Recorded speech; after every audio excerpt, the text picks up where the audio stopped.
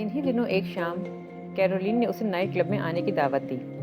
उसने कुछ तामुल किया, मगर कैरोलीन की ज़िद पर वो रजामंद हो गया। मुझे अपनी मदर से इजाज़त लेनी होगी, उसने कैरोलीन से कहा।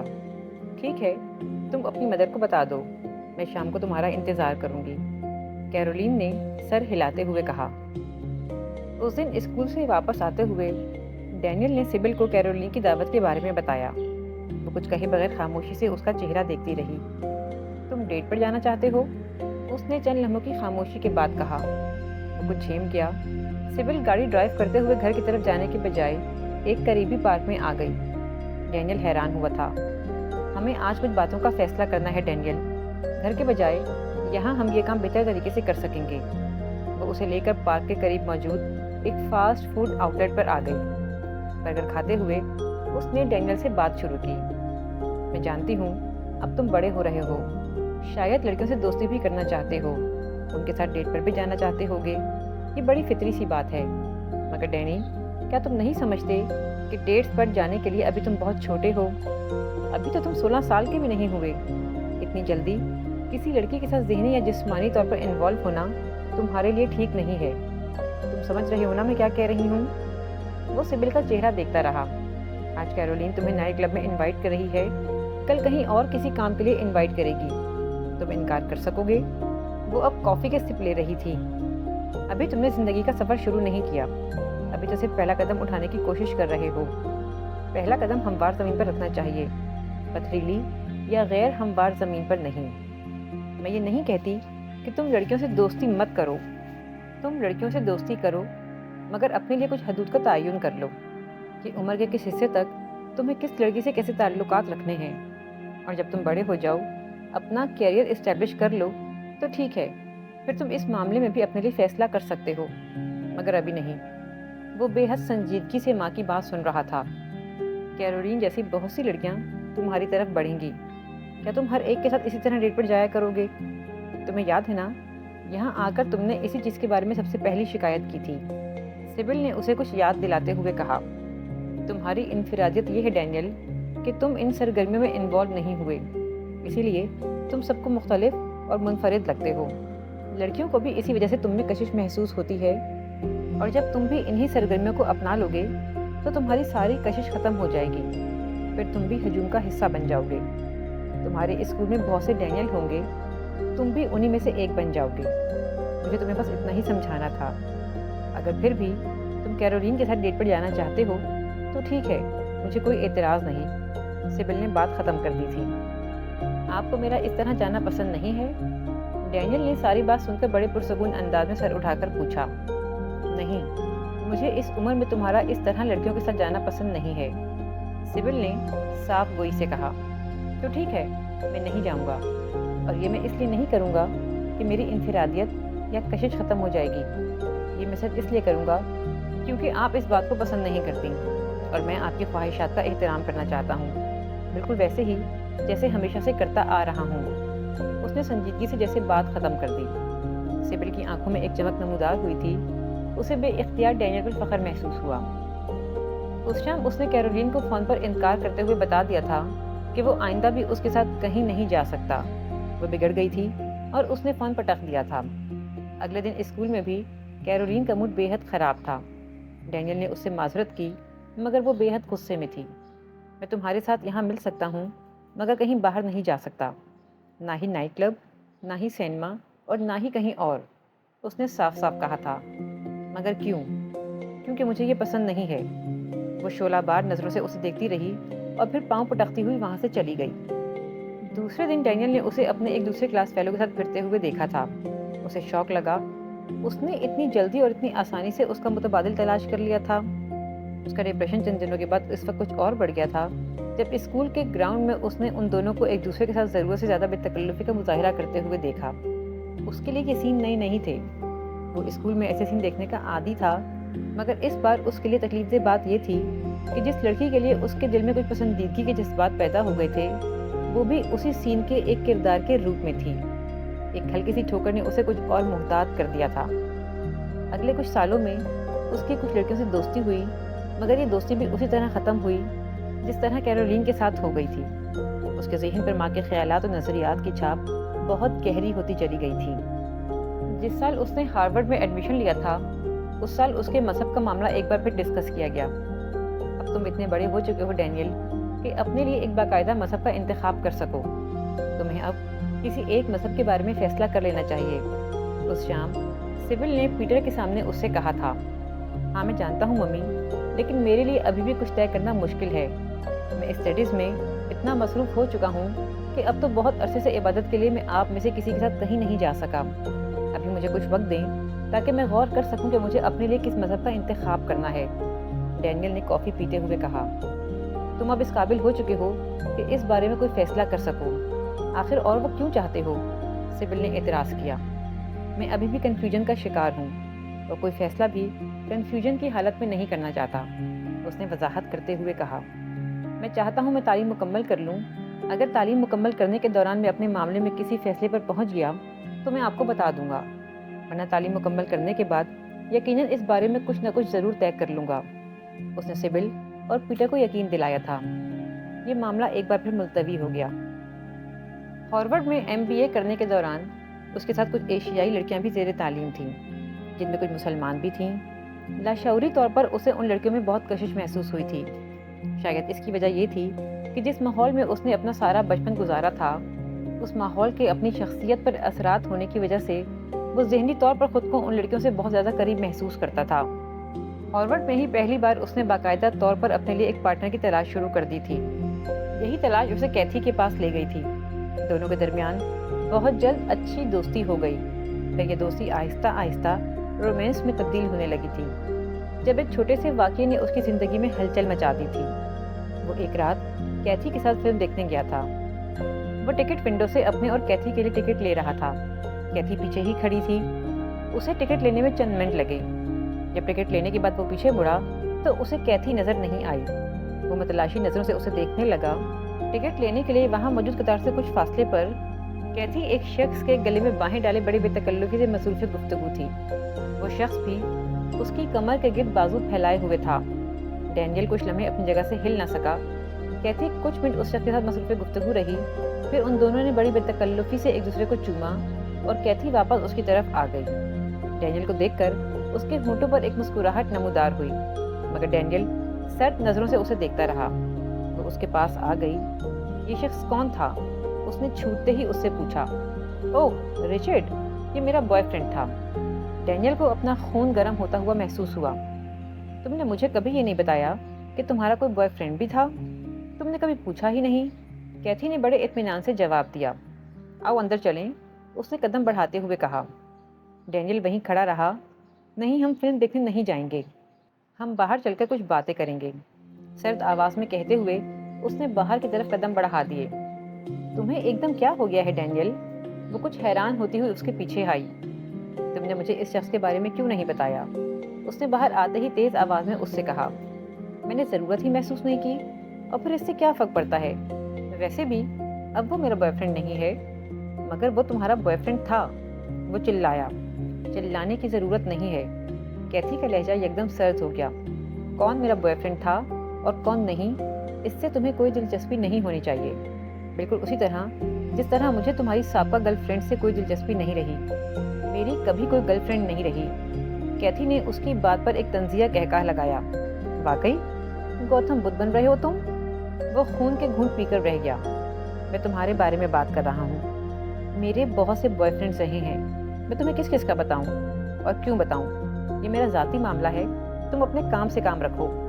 وہ اسے کچھ لمحے دیکھتا رہا، پھر اس نے ہاتھ میں پکڑے ہوئے دونوں ٹکٹ اس کے منہ پر مارے۔ پھر میرے ساتھ فلم دیکھنے کے بجائے اسی شخص کے ساتھ چلی جاؤ۔ وہ مڑنے لگا تو کیتھی نے ایک جھٹکے سے اس کا بازو اپنی طرف کھینچا۔ تم ایک چھوٹے ذہن کے گھٹیا آدمی ہو، اپنا منہ بند رکھو۔ وہ غرایا۔ میں اپنا منہ بند نہیں رکھوں گی۔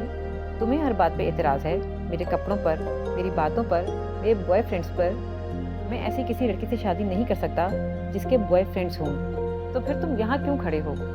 جاؤ، میرے بجائے کسی جاہل پردے میں چھپی ہوئی کسی مسلم عورت سے شادی کرو، جو ساری عمر تمہاری انگلی پکڑ کر چلے اور تمہارے علاوہ کسی دوسرے مرد کا منہ دیکھنے کی جرت نہ کرے۔ اس کا لہجہ بے حد زہریلا تھا۔ ڈینیل کو خود پر قابو پانا مشکل ہو رہا تھا۔ وہ ایسا بندہ نہیں تھا جو چھوٹی چھوٹی باتوں پر بھڑک اٹھے۔ مگر اس وقت وہ خود بھی اپنے جذبات کو نہیں سمجھ پا رہا تھا۔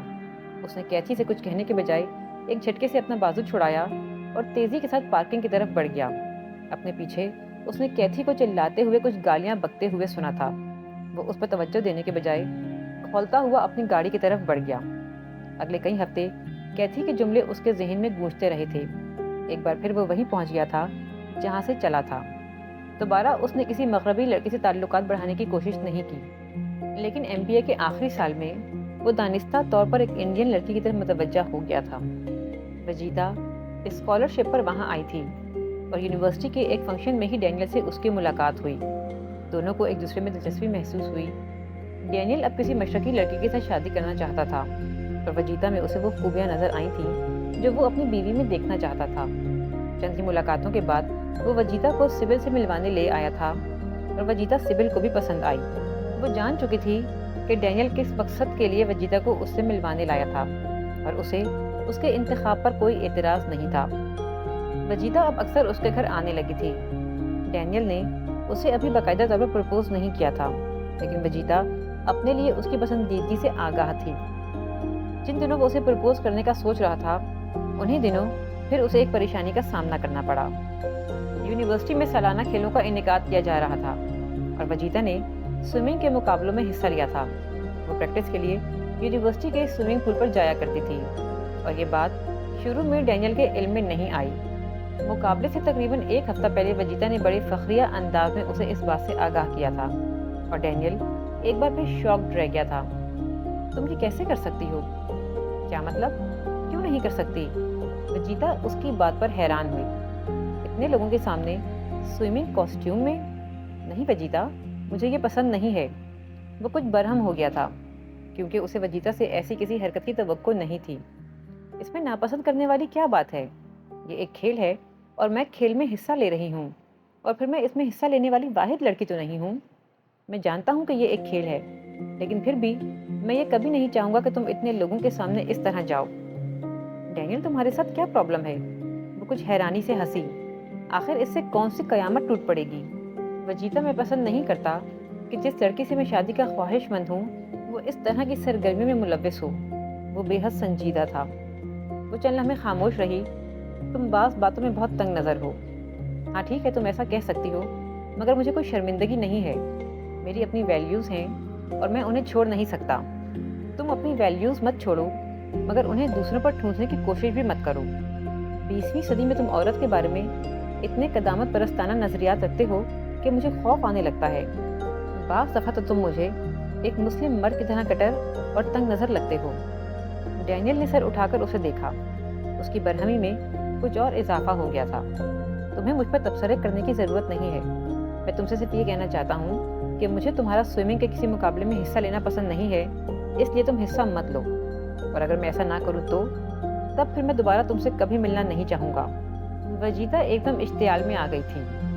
تمہیں پتا ہے ڈینیل، تمہارا مسئلہ کیا ہے؟ تمہارا مسئلہ یہ ہے کہ تم ایب نارمل ہو۔ تمہاری سوچ 20ویں صدی میں بھی 12ویں صدی کے مرد کی طرح ہے۔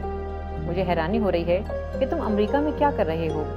تمہیں تو ان ممالک میں سے کسی ملک کے گھٹن زدہ ماحول میں ہونا چاہیے تھا جہاں تم نے اپنا بچپن گزارا ہے۔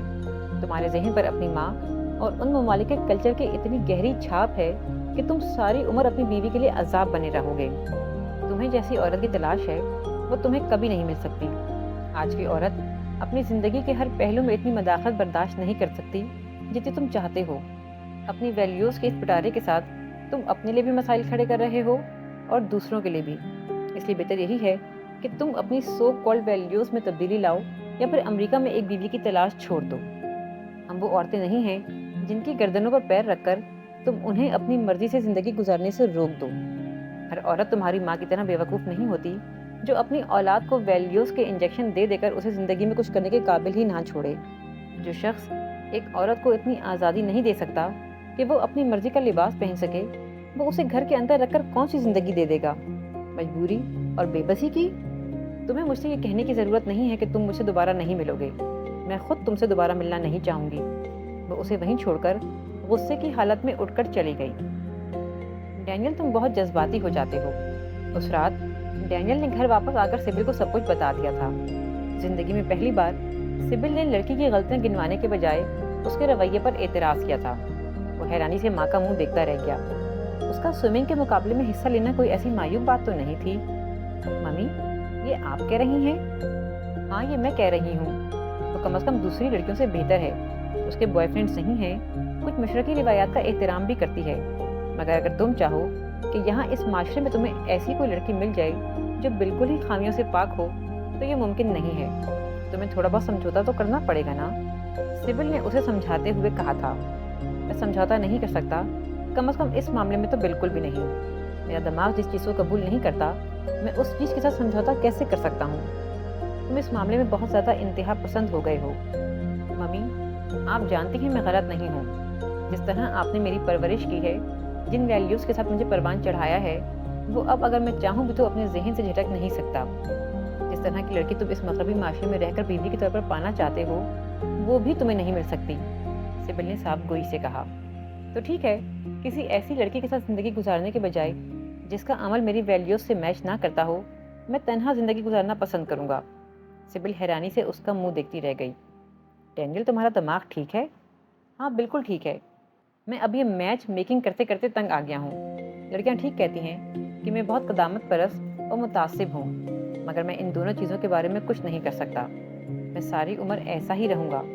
میں کسی ایسی عورت کو اپنی زندگی میں لانے کے لیے تیار نہیں ہوں جس کا جسم ایک پبلک پراپرٹی بن چکا ہو، جس کے بوائے فرینڈس ہوں، جو سوئمنگ کاسٹیوم پہن کر لوگوں سے داد وصول کرے، جو میرے سامنے کسی دوسرے مرد کے ساتھ بے تکلفی کے مظاہرے کرے۔ اب اس بات کے لیے کوئی مجھے قدامت پرست کہے یا متعصب یا تنگ نظر، مجھے پرواہ نہیں ہے۔ کسی ایسی عورت کو گھر میں رکھ کر کڑنے سے بہتر ہے کہ بندہ آزاد رہے۔ اتنی انتہا پسندی انسان کو کہیں نہیں لے جاتی۔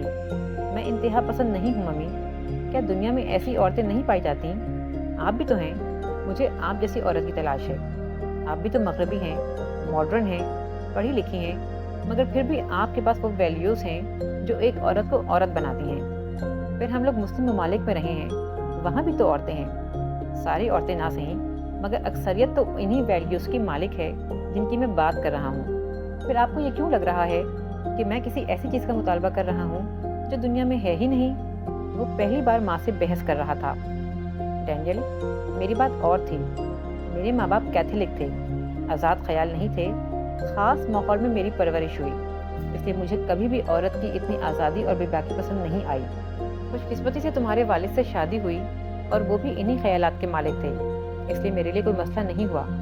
لیکن اگر پیٹر بہت زیادہ آزاد خیال ہوتے تو پھر مجھے بھی ویسا ہی ہونا پڑتا۔ پھر زندگی زیادہ تر وہاں گزری جہاں بہت زیادہ بے باکی لوگوں کی نظر میں خامی ہوتی ہے، خوبی نہیں۔ اس لیے تم میری مثال نہ دو۔ جہاں تک مسلم عورتوں کا تعلق ہے تو وہ اور ماحول سے تعلق رکھتی ہیں، ان پر بہت سی پابندیاں ہوتی ہیں، کچھ معاشرتی، کچھ خاندانی اور کچھ مذہبی۔ وہ چاہتے ہوئے بھی بہت کچھ نہیں کر پاتی، یا یہ سمجھ لو کہ ان کی روایات انہیں اجازت نہیں دیتی۔ ہمارے اور ان کے مذہب اور کلچر میں بہت فرق ہوتا ہے، اس لیے تم ان کی مثال بھی مت دو۔ تم اس معاشرے کی بات کرو جہاں تم رہ رہے ہو، جہاں کی عورت سے تمہیں شادی کرنی ہے۔ سبل نے اسے سمجھانے کی کوشش کی تھی۔ مجھے یہ معاشرہ پسند نہیں ہے اور یہ بات آپ اچھی طرح سے جانتی ہیں، اور نہ ہی مجھے اس معاشرے کی کسی نمائندہ عورت سے شادی کرنی ہے۔ پھر کیا کرو گے تم؟ کچھ بھی نہیں۔ جس طرح زندگی گزار رہا ہوں گزارتا رہوں گا، شادی کے بغیر۔ ہاں، شادی کے بغیر، لیکن یہ بہت مشکل ہوگا تمہارے لیے۔ شادی کر کے میرے لیے زیادہ مشکل ہو جائے گی۔ سبل نے پہلی بار اسے اس طرح ضد کرتے ہوئے دیکھا تھا اور وہ اپنی ضد پر قائم رہا تھا۔ سبل اور پیٹر کی کوششوں کے باوجود اس نے وجیدہ سے تعلقات بحال کیے تھے، نہ ہی کسی اور لڑکی سے روابط بڑھانے کی کوشش کی تھی۔ MBA کرنے کے بعد اسے ایک ملٹی نیشنل کمپنی میں جاب مل گئی تھی اور وہ لندن چلا گیا۔ 1 سال لندن رہنے کے بعد اس کی پوسٹنگ پاکستان میں ہوئی تھی اور وہ بخوشی یہاں آ گیا۔ نوعمری کے زمانے میں وہ ماں باپ کے ساتھ ہندوستان میں رہ چکا تھا اور اس زمانے میں وہ پاکستان کے بارے میں بھی تھوڑی بہت واقفیت رکھنے لگا تھا۔ پھر امریکہ میں دوران تعلیم بھی اس کے کچھ کلاس فیلوز پاکستان سے تعلق رکھتے تھے، اس لیے اسے پاکستان کے بارے میں کافی معلومات تھیں اور وہ ذہنی طور پر کسی کشمکش کا شکار نہیں تھا۔ پاکستان آ کر اس کی زندگی کے ایک نئے دور کا آغاز ہوا تھا۔ کچھ عرصہ اسے نئی جگہ آ کر ایڈجسٹمنٹ کے مسائل پیش آئے، مگر 1 سال کے اندر وہ مکمل طور پر ایڈجسٹ ہو گیا تھا۔ نہ صرف وہ وہاں ایڈجسٹ ہو گیا تھا بلکہ وہاں کی زندگی کو انجوائے بھی کرنے لگا تھا۔ 2 سال اس نے کمپنی کے کراچی کے آفس میں کام کیا، پھر وہاں سے وہ لاہور آ گیا۔ ایک بار پھر وہ نئے سرے سے اردو زبان پر دسترس حاصل کرنے لگا تھا، جہاں آ کر اس کا حلقہ احباب محدود ہی رہا تھا۔ لاہور آفس میں اپنے ساتھ کام کرنے والی ایک جرمن لڑکی سے اس کی تھوڑی بہت دوستی تھی، اور اکثر ویکنڈ پہ وہ اس کے ساتھ سیر و تفریح کے لیے چلا جاتا تھا۔ چھٹیوں میں وہ واپس امریکہ چلا جاتا اور اپنے ماں باپ کے ساتھ وقت گزارتا۔ پیٹر کو معدے کا کینسر ہو گیا تھا اور 1 سال تک وہ شدید بیمار رہا۔ اس بیماری کے دوران ہی اس نے اپنی جاب سے ریٹائرمنٹ لے لی تھی۔ کچھ عرصے تک سبل اور وہ امریکہ میں ہی رہے، لیکن پھر پیٹر واپس جرمنی چلا گیا کیونکہ وہ وہاں اپنی فیملی کے پاس رہنا چاہتا تھا۔ ان دونوں کے بے حد اصرار کے باوجود ڈینیل شادی سے ہمیشہ کتراتا ہی رہا تھا۔ وہ ہر بار انہیں کوئی نہ کوئی عذر کر کے ٹالتا رہتا، اور یہ سلسلہ اسی طرح چلتا رہا یہاں تک کہ اسے پاکستان میں رہتے ہوئے 8 سال ہو گئے۔ زندگی کی ایک سیٹ روٹین تھی۔ وہ شام تک آفس میں ہوتا، اس کے بعد کہیں نہ کہیں گھومنے نکل جاتا، کبھی کسی پارٹی یا ڈنر پر چلا جاتا اور کبھی فلم دیکھنے کے لیے۔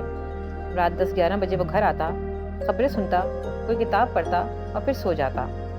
اس کے لیے زندگی جیسے بالکل مکمل تھی، جس میں نہ کسی چیز کی کمی تھی اور نہ ہی کسی چیز کی ضرورت۔ مگر بعض دفعہ زندگی میں کوئی تبدیلی آنی ہوتی ہے، کوئی ایسی تبدیلی جو انسان کی پوری زندگی کا رخ بدل دیتی ہے، اور ایک ایسی تبدیلی اس کی زندگی میں بھی آنے والی تھی۔ وہ ہر روز لنچ آفس میں کرنے کے بجائے ایک قریبی فاسٹ فوڈ آؤٹ لیٹ پر چلا جاتا تھا۔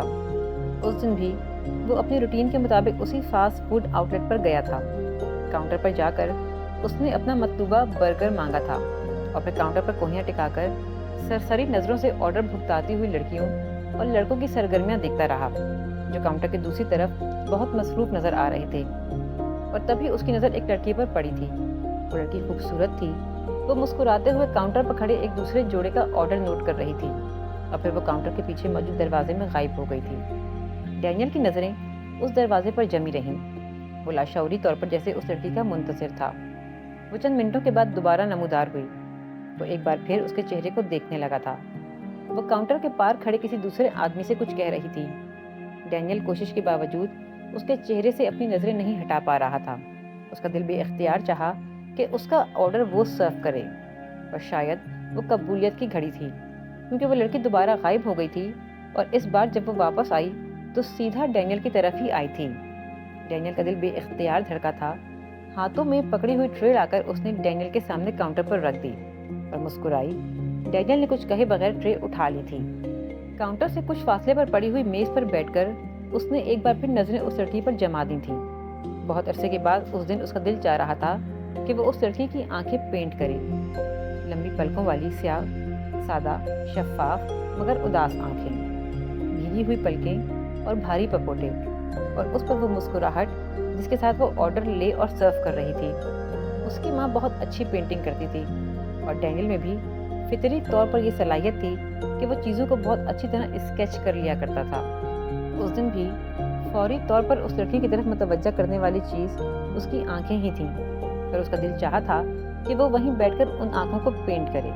اس نے اپنی خواہش پوری کی تھی۔ پینٹنگ تو ممکن نہیں تھی، مگر تیز رفتاری سے لنچ ختم کرتے ہوئے اس نے اپنے والیٹ سے اپنا وزٹنگ کارڈ نکالا، اور اس وزٹنگ کارڈ کے پیچھے قلم سے اس نے اس لڑکی کی آنکھوں کی اسکیچنگ کی تھی۔ لنچ کر کے وہ وہاں سے اٹھ گیا تھا، مگر اس دن وہاں سے واپس آنے کے بعد بھی اس کی آنکھوں میں اس کا چہرہ گردش کرتا رہا تھا۔ اتنی اداسی کی وجہ کیا ہو سکتی ہے؟ مالی مجبوری؟ وہ سوچتا رہا۔ رات کو بھی وہ دیر تک اس وزٹنگ کارڈ کو دیکھتا رہا۔ اسے یوں لگ رہا تھا جیسے وہ اسکیچ کو اچھی طرح سے نہیں بنا پایا۔ اگلے دن دوپہر کو وہ ایک بار پھر وہیں تھا۔ اس نے دانستہ کوشش کی تھی کہ کل پہلی بار نظر آنے والی لڑکی کو ہی اپنا آرڈر نوٹ کروائے۔ اسے حیرانی ہوئی تھی، اس لڑکی کی آنکھیں آج بھی اسی طرح بھیگی ہوئی تھیں، مگر وہ آج بھی مسکرا رہی تھی۔ ڈینیل نے اپنا لنچ لے کر کل والی ٹیبل پر بیٹھنے کے بجائے جیب سے کاغذ اور پینسل نکال کر اس کی آنکھوں کی اسکیچنگ شروع کر دی۔ وہ تقریباً 15 منٹ تک اس کام میں مصروف رہا، اور پھر کچھ مطمئن ہو کر اس نے ہاتھ روک دیا۔ ایک بار پھر اس لڑکی پر نظریں جمائے ہوئے اس نے اپنا لنچ کیا تھا اور پھر اٹھ کر چلا گیا۔ پھر جیسے یہ ایک روٹین بن گئی تھی۔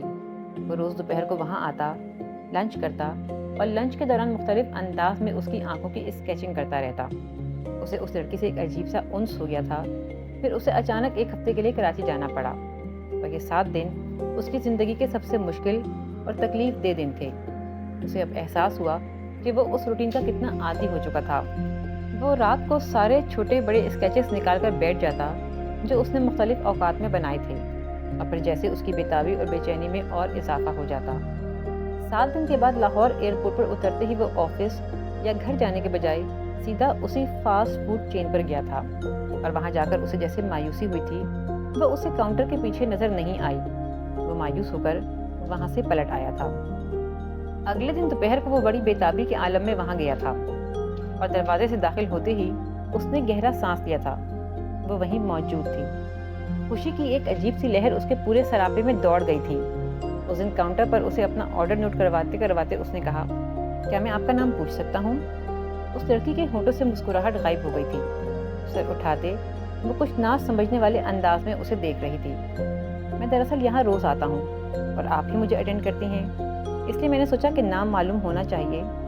मेरा नाम डैनियल एडगर है, उसने शाइस्ता लहजे में वजाहत की। डैनियल को उसकी आंखों में अजीब सी उलझन नजर आई। रोज़ यहाँ आते हैं? सवालिया लहजे में कहा गया ये जुमला डैनियल को हैरान कर गया था।